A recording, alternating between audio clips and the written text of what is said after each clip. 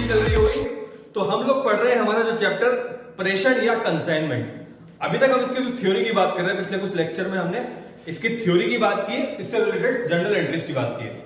तो प्रेषण आपको पता है क्या होता है कि एक प्रेषक होता है, प्रेषक जो बॉस होता है हमारा, एक प्रेषक जो होता है वो माल भेजता है बेचने के लिए किसको, प्रेषणी को, और जो ये प्रेषणी है इसको बेचता है, यानी एक एजेंट होता है। जो प्रेषणी है हमारा वो हमारे प्रेषक का एजेंट होता है। तो प्रेषक माल को भेजता है और प्रेषणी इस माल को बेचता है।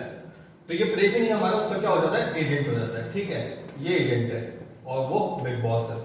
ठीक, तो ये माल को बेचता है। तो ये जो प्रोसेस है बिजनेस का, इसको हम कहते हैं प्रेषण या कंसाइनमेंट। ये हम पढ़ चुके हैं और इससे रिलेटेड जनरल एंट्रीज का एक छोटा सा ओवरव्यू मैंने आपको दे दिया था पिछले लेक्चर में। इसका हम जनरल एंट्रीज करेंगे। उससे पहले एक छोटा सा टॉपिक हम आज डिस्कस करने वाले हैं, वो है बिना बिके माल का मूल्यांकन। मैंने आपको बताया था जनरल एंट्रीज के टाइम पे कि जो माल जो भेजता है प्रेषक प्रेषणी को, तो उसमें कुछ माल बच जाता है, तो उसको बच जाता है उसको हम क्या बोलते हैं, अनसोल्ड स्टॉक या बिना बिका माल। ठीक है, तो ये अनसोल्ड स्टॉक की आज हम बात करने वाले हैं। देखना इस चैप्टर में ज्यादा कुछ मुश्किल नहीं है, सिर्फ आपको खाते बनाना है, कंसाइनमेंट अकाउंट, कंसाइनी के अकाउंट या कंसाइनर के अकाउंट। बस दो चीजों का कैलकुलेशन आपको करना पड़ेगा। पहला है अनसोल्ड स्टॉक, ठीक है, और दूसरा लॉस, नॉर्मल या एबनॉर्मल लॉस। लॉस जो रास्ते में माल खराब हो जाता है रास्ते में या कहीं पर भी, तो ये छोटे छोटे दो टॉपिक है। पहला है अनसोल्ड स्टॉक, यानी कि जो माल बच गया लास्ट में उसका थोड़ा सा कैलकुलेशन हमें देखना पड़ता है, और दूसरा एबनॉर्मल लॉस का कैलकुलेशन हमें देखना पड़ता है। तो एबनॉर्मल लॉस की तो बात हम जब थोड़ा टॉपिक इक्वेशन करने के बाद देखेंगे, उसको अनसोल्ड स्टॉक की बात हम आज करने वाले हैं। तो पहले तो समझ लो अनसोल्ड स्टॉक होता क्या है। प्रेषक ने माल भेजा, मान लो सपोज करो 1000 यूनिट्स भेजी। अब 1000 में रास्ते में टूट गई या नहीं टूटी, चलो मान लो सारी पहुंच गई, अभी नहीं तोड़ते बाद में तोड़ देंगे। अभी 1000 यूनिट इसके पास पहुंच गई। इन 1000 यूनिट में से मान लो पहले इसने 200 बेची, ठीक है, ये सोल्ड कर दी, इसकी सेल्स कर दी ना, तो ये सोल्ड हो गई कितनी हमारी, 200 यूनिट्स। उसके बाद इसने 600 यूनिट और बेच दी।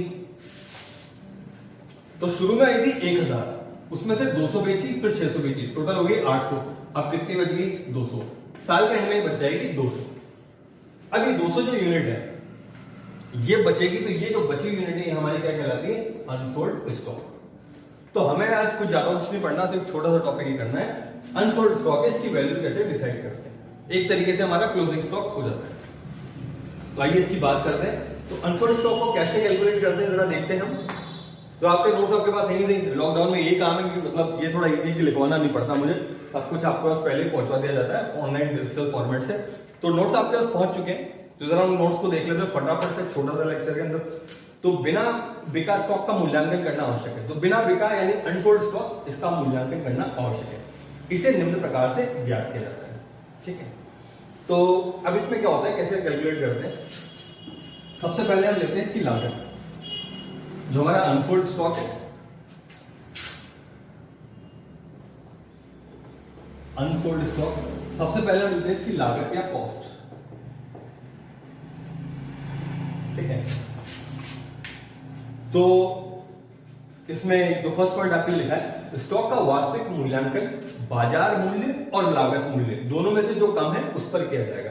तो जो बाजार मूल्य लेते हैं या लागत मूल्य लेते हैं, दोनों में से कम पर किया जाता है। वैसे मैं आपको बता दूं, अधिकतर क्वेश्चन है उसके अंदर क्या आपको लागत मूल्य दिया हुआ पहले से, ठीक है। कभी कभार होगा तो बाजार मूल्य आपको अलग से दे रखा, वरना उसकी लागत जो है वो दे दी जाती है। तो लागत यानी जो स्टार्टिंग में जो प्रेषक को जितने का पड़ा था माल, जितने का उसने खरीदा था, तो उसकी लागत मूल्य हो जाती है, ठीक है। तो पहले तक हम मूल्य लेते हैं, उसका जो कॉस्ट प्राइस है पहले हम वो चीज ऐड ले लेते हैं। जैसे मान लो सपोज करो ये अभी 1000 यूनिट भेजी थी और ये टोटल उसको 10,000 की पड़ी थी, ठीक है। तो जितने की पड़ी वो टोटल कॉस्ट हमने यहाँ पे लिख देते हैं, ओके। तो पहला काम तो हमारा पहला पॉइंट होता है, हम ले लेते हैं लागत मूल्य। फिर आता है दूसरी बात, प्रेषक द्वारा किए गए समस्त में आनुपातिक रूप से जोड़े जाएंगे। तो क्या होता है कि अब ये लागत मान लो सपोज करो प्रेषक ने जो टोटल 1000 यूनिट थी ये 10,000 में खरीदी, ठीक है। उसके बाद उसने ये जैसे गाड़ी भाड़ा खर्चे तो होते ही है, माल खरीदा है, वो गाड़ी में भरवा के अपने यहाँ लाएगा, फिर वहां प्रेषणी क्या बेचेगा, उसमें भी तो खर्चे होंगे। मान लो 1000 तो उसका ये खर्चा हो गया गाड़ी में भेजने का, ठीक है। 1000 उसने मजदूरों को दे दिए, ठीक है। तो अब अगर माल का तो लागत की बात करें तो लागत कितनी है? जैसे 10,000 ही माल की लागत है, नहीं है। वो 1000 जो उसका खर्चा हुआ है मजदूरों को रिलेटेड, और 1000 जो गाड़ी भाड़ा जो हुआ है वो भी क्या उसका खर्चा नहीं हुआ क्या? वो भी हुआ। तो क्या वो लागत में जोड़ा जाएगा? नहीं जोड़ा जाएगा, बिल्कुल जोड़ा जाएगा। तो हम क्या करते हैं, ये जो लागतें हैं जो एक्स्ट्रा पे हुए हैं हमारे प्रेषक के जो भी खर्चे हैं, हम वो भी इसमें जोड़ देते हैं आनुपातिक रूप से।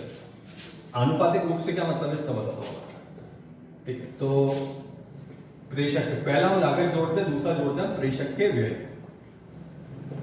सब कुछ आनुपातिक। मान लो सपोज करो हमने बात कर ली कि वो हमारी 200 यूनिट बच गई थी, ठीक है। तो जो लागत है पूरी 10,000 थोड़ी ना ले लेंगे हम, जितना माल बचा है उसी की लागत कितनी है हमें। तो यहाँ जो भी 200 यूनिट थी हमारी, उसका जितना भी प्रति इकाई लागत उससे मल्टीप्लाई करके उसका अमाउंट निकाल लेते हैं। बाकी क्वेश्चन में देखेंगे इस तरीके से प्रैक्टिस करेंगे। तो ऐसे प्रेषक के व्यय होते हैं। तो प्रेषक का टोटल खर्चा मान लो हमने बात करी 2000 की, टोटल खर्चा कितना हो गया 2000। ये 2000 पूरी 1000 यूनिट के ऊपर था, है ना, ये पूरी 1000 यूनिट का खर्चा था, और हमारी कितनी बच रही है ओनली 200 यूनिट। तो हम क्या करते हैं आनुपातिक रूप से निकाल लेते हैं भाई 200 यूनिट पे कितना खर्चा हो गया। तो ये 2000 का खर्चा था, ये 1000 यूनिट का था।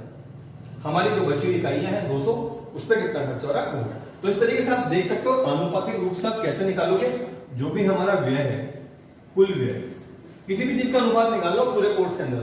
मान लो पूरी टोटल आइटम्स या टोटल चीजें उस पर कितना खर्चा हुआ है। एक खर्चा दे रखा आपको टोटल इतनी चीजों पे इतना खर्चा हो गया, उसके बाद बचा कि लास्ट में इतनी सी चीजें हैं, ये इतनी चीजें बची हैं, इस पे कितना खर्चा हुआ अनुपात निकालो। तो आप कैसे निकालेंगे कुल व्यय, टोटल आपका जितना खर्चा हुआ आप यहां लिख दोगे, मल्टीप्लाई करके शेष इकाई, जितनी भी आपकी इकाइयां बची हैं वो यहां लिख दोगे, और नीचे लिखोगे कुल इकाई। तो आपकी कुल जितनी भी इकाई है वो यहां पर आ जाएगी। जैसे मान लीजिए कि 100 यूनिट में 50,000 का खर्चा हुआ है। आपको कहीं क्वेश्चन चैप्टर की बात नहीं कर रहे, कहीं पर भी 100 यूनिट में 50,000 का खर्चा हुआ, तो यूनिट तो कितनी है आपकी 100 यूनिट, और 50,000 का टोटल खर्चा हुआ। अब कोई आपसे कहे 10 यूनिट पे कितना खर्चा हुआ, तो अगर आपको निकालना है 10 यूनिट पे खर्चा, तो टोटल खर्चा कितना था 50,000। आपको निकालना है 10 यूनिट का खर्चा, और नीचे जाएगी टोटल यूनिट कितनी 100। कोई आपसे कहे 1500 यूनिट पे 7,50,000 खर्च हुए, तो 1500 यूनिट पर 7,50,000। अब कोई ये पूछता है 10 यूनिट पे कितना खर्चा हुआ, तो आप कैसे निकालोगे? सिंपल सा है, कुल खर्चा कितना हो गया हमारा 7,50,000। अब हमें निकालना है 10 यूनिट का, 10 यूनिट का निकाल लेते, नीचे टोटल यूनिट आ जाएगी 1500। तो यानी आप किसी भी तरीके से ऐसे अगर बड़े पोर्शन पे कितना खर्चा हो टोटल दे रखा है, टोटल यूनिट्स पे कम इकाइयों का निकालना, तो आप निकाल सकते हो। तो वो फॉर्मूला हमेशा चलता रहेगा आपका, कुल व्यय जितना आपका खर्चा हुआ है इनटू शेष इकाई, जितनी के लिए आप निकालना चाह रहे हो, अनसोल्ड स्टॉक या कहीं भी निकालना चाह रहे हो वो आ जाएगी, और टोटल यूनिट्स कुल इकाई नीचे जाएगी। तो इस तरीके से प्रेषक के व्यय आ जाएगा, ठीक। तो सारे खर्च हो जाएगा। इसके बाद बात करते हैं, ये तो हो गया प्रेषक के खर्चे। प्रेषक जैसे अपने यहाँ माल भेजेगा, गाड़ी भाड़ा का मैंने बताया, वेजेस हो गया, और भी काफी सारे खर्चे वो कर सकता है। वो क्वेश्चन में अलग अलग खर्चे आपको दे देते होंगे, तो वो प्रेषक के व्यय जोड़ देते हैं। तो पहला तो हो गया लागत, दूसरा प्रेषक के व्यय। अब प्रेषक खर्चा करता है तो प्रेषणी भी अपने यहाँ खर्चा करता है। जब माल पहुंचेगा प्रेषणी के यहाँ पे, तो वो भी तो गाड़ी से उतारेगा। ऐसा तो नहीं है ना किसने ट्रक भर के भेजा प्रेषक ने और प्रेषणी है, उसको भी तो उतारना पड़ेगा ट्रक से, तो उतरवाना पड़ेगा, खुद तो उतारेगा नहीं, मजदूर लगाने पड़ेंगे, उसको गोदाम में उस माल को रखना पड़ेगा, माल को बेचने के लिए एडवर्टाइजमेंट करना पड़ेगा, तो और अलग अलग व्यय होते हैं। तो जो तीसरा जो हमारा व्यय है वो हम जोड़ते हैं प्रेषणी के व्यय, ठीक है। अब प्रेषणी के जो व्यय है ये भी आनुपातिक रूप से निकाले जाएंगे, क्योंकि ये जो खर्चा कर रहा है सारे माल पे कर रहा है। तो हम क्या करेंगे, प्रेषणी के जो बचा हुआ माल उस पर प्रेषणी के व्यय निकाल लेंगे। और प्रेषणी के व्यय आप कैसे निकालोगे, शेष वही कुल व्यय जितना सा खर्चा करा है इनटू जितना माल बचा हुआ है अपन कुल इकाइयों पे इसने खर्चा किया, उसने जितने भी कुल इकाइयों से खर्चा किया है। तो यानी कि हम जो अनसोल्ड स्टॉक की वैल्यू निकालते हैं उसमें तीन चीजों को जोड़ते हैं। पहला हमारा लागत, दूसरा प्रेषक के व्यय, और तीसरा प्रेषणी के व्यय। टोटल व्यय नहीं करते, आनुपातिक रूप से जितना माल का बचा हुआ है, लागत भी हम जितना माल बचा है उसी के लिखेंगे, प्रेषक के व्यय भी जितना माल बचा है उसी के लिए लिखेंगे, और प्रेषणी के लिए व्यय जो है वो भी उसी तरीके से लिखेंगे, उसी तरीके। अब जो लिखा है आपने नोट्स में एक बार देख लेते हैं। तो प्रेषक के व्यय जोड़ दिए जाएंगे।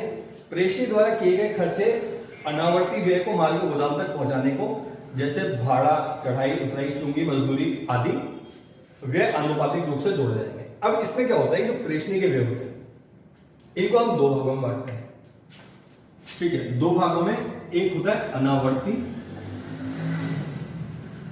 और दूसरा होता है आवर्ती।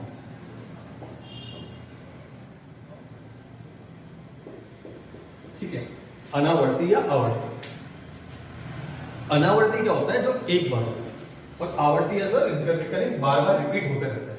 तो आवर्ती वे होते हैं जो बार बार रिपीट होते हैं, ठीक है। जैसे मान लो ये प्रेषणी के पास माल पहुंचा, इसने उतरवाया, उसको ट्रक से पहुंचा माल, ट्रक या ट्रेन से किसी से भी पहुंचा, अब इस माल को उतराएगा, ठीक है। तो उसने उतराई, एक हिंदी में एक वर्ड है उतराई। कुछ वर्ड ऐसे हैं जो आपको नॉर्मल बोलचाल में यूज नहीं करते, पढ़ते टाइम यूज करते हैं कोर्स की लैंग्वेजेस में। तो उतराई हो गया। अच्छा, रास्ते में मान लो टोल टैक्स वगैरह देना पड़ा या कुछ और टैक्स देना पड़ गया इसको, अपनी बॉर्डर मान लो जिस सिटी में रहता है वहां आने के लिए एंट्री फीस देनी पड़ गई, चुंगी ऑक्ट्राई वगैरह कुछ वो देना पड़ गया, यानी कुछ भी एक खर्चा इसको वहां पर एंट्री के लिए देना पड़ गया, ये इसका खर्चा हो गया। उतारते टाइम तो मजदूरों को जो पैसा दिया गोदाम तक पहुंचाने का वगैरह, तो ये मजदूरों को पैसा देगा। अच्छा, ये उतराई तो उतारने का पैसा से दिया था, एक ही बार देगा बार बार देगा, एक बार माल उतारा एक बार दिया। क्योंकि जब ये अपने स्टेट में सिटी में एंटर कर रहा था उस टाइम इसको जो पैसा देना पड़ा, क्या वो एक बार देगा या बार बार देगा? एक ही बार देगा जब एक बार एंटर करेगा, उसके बाद तो माल इसके यहाँ पड़ा हुआ है। मजदूरी भी वो उतरवाने की जो मजदूरों को उस टाइम पे तो एक ही बार देगा, बाद में अगर कुछ और काम कराएगा तो अलग से देना पड़ेगा, वरना वो तो वहां तक ही देना है। तो ये अनावर्ती मतलब एक बार ही हो जाता है, ठीक है। ये वो खर्चे हैं जो एक बार ही होते हैं, दोबारा नहीं होते। दोबारा अगर दोबारा आपको वापस जाना है तो वो माल तो दोबारा हो जाएंगे, पर एक माल पे एक बार हो जाते हैं। आवर्ती वे क्या होते हैं? आवर्ती वे होते हैं जो बार बार रिपीट होते, जैसे मैं बात करूं गोदाम किराया। इसने माल को मंगा लिया और गोदाम में रख दिया, अब गोदाम का किराया इसने इस महीने का दे दिया, क्या इसी महीने देगा या बार बार देगा? जब तक अपना माल नहीं बिकेगा तब तक हर महीने वो गोदाम का किराया देता रहेगा, देना पड़ेगा, वरना तो माल बाहर निकाल दिया जाएगा गोदाम से। तो गोदाम का किराया क्या होगा? बार बार देना पड़ेगा, इसलिए इसको आवर्ती में माना गया, रिपीट होता रहेगा। दूसरा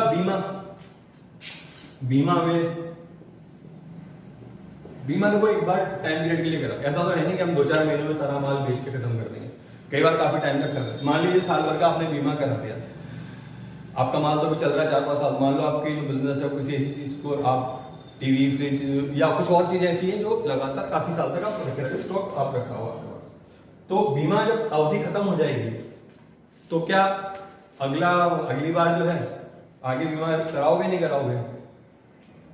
अवधि खत्म हुई, इसका पीरियड खत्म हुआ, अगली अवधि के लिए फिर बीमा आपको कराना पड़ेगा। अगर 5-10 साल तक है आपके पास वो चीज, तो 5-10 साल तक हर साल अलग अलग कराना पड़ सकता है आपको, तो यानी रिपीट होता रहता है। तो पहला तो क्या अपना गोदाम किराया बार बार रिपीट होता है, दूसरा बीमा में बार बार रिपीट होता है, तीसरी अपन बात करते हैं विज्ञापन। ये तो फिर भी चलो महीने के हिसाब से, ईयर के हिसाब से चेंज होता रहता है, विज्ञापन तो बार बार ही करना पड़ता है। आपको तो विज्ञापन हर डेली भी करना पड़ सकता है, साप्ताहिक भी करना पड़ सकता है, अलग अलग तरीके से आप कर सकते हो, पर विज्ञापन आपको बार बार करना पड़ेगा, वरना तो लोग आपके प्रोडक्ट ही भूल जाएंगे। बाजार में इतने सारे प्रोडक्ट आते हैं, लगातार आपको विज्ञापन करते रहना पड़ेगा, क्योंकि सब बीओ की बात है। बाकी आप जानते हो कि जो कहा जाता है ना, प्रोडक्ट जो होते हैं वो इतनी मान ली ट्रायंगल, जो उसके लोगों के दिमाग में जो प्रोडक्ट, जैसे मान लो कोई प्रोडक्ट है, शैम्पू की बात करें तो शैम्पू कितने टाइप के होंगे? मार्केट में 200, 300, 500 कंपनियां शैम्पू बना रही होंगी, बेच रही होंगी, ठीक है। पर जब कस्टमर लेने जाता है ना, तो उसको इतने सारे नाम याद नहीं है। अगर किसी आदमी से पूछो कि मार्केट में कितने शैम्पू आते हैं, तो 5-7 के नाम बता पाएगा, उससे ज्यादा नहीं बता पाएगा। तो कहा जाता है मार्केटिंग के उसमें कि जो भी जितने प्रोडक्ट तो इतने सारे हैं, 3 पार्ट में इसको बांटते हैं। तो प्रोडक्ट क्या होते हैं? वो इतने सारे प्रोडक्ट होते हैं मार्केट के अंदर। अब हमें एडवर्टाइजमेंट से, हमारे प्रमोशन से कोशिश करते हैं दूसरे ग्रुप में आए। दूसरा ग्रुप क्या है? पहला ग्रुप तो मार्केट में कितने प्रोडक्ट है, दूसरा होता है कस्टमर को कितने याद है। तो आप लगातार जितने ऐड करते रहोगे तब कस्टमर को आपका नाम याद होगा। तो फिर उसके बाद आते हो आप दूसरे ग्रुप में, जहां पे आपको कस्टमर को आपके प्रोडक्ट का नाम याद होता है, और आप कोशिश करते हो और ज्यादा एडवर्टाइजिंग और ज्यादा प्रमोशन और इसी तरह कस्टमर को कन्विंस करने का कि आप तीसरे ग्रुप में जाओ, जो जब कस्टमर खरीदने जाता है ना, तो वो 5-7 नाम भी चूज नहीं करता, उसके दिमाग में 2 या 3 नाम रहते हैं कि उसको मेरे को इनमें से एक चीज लेनी है। तो आपका प्रमोशन का यही होता है तरीका कि सबसे पहले जो आप पूरे टोटल आप मार्केट में हो सारे प्रोडक्ट्स के बीच में आप कोशिश करते हो प्रमोशन एडवर्टाइजमेंट करके दूसरे ग्रुप में जाने की, ताकि जो कस्टमर को याद रहते हैं 7 8 10 नाम उनमें आप पहुंचो और ज्यादा प्रमोशन करके आप उस तरीके से पहुंचो कि जो आखिरी पॉइंट पर जब कस्टमर के पास 2 या 3 लोग जो है वो उन्हीं में रहो।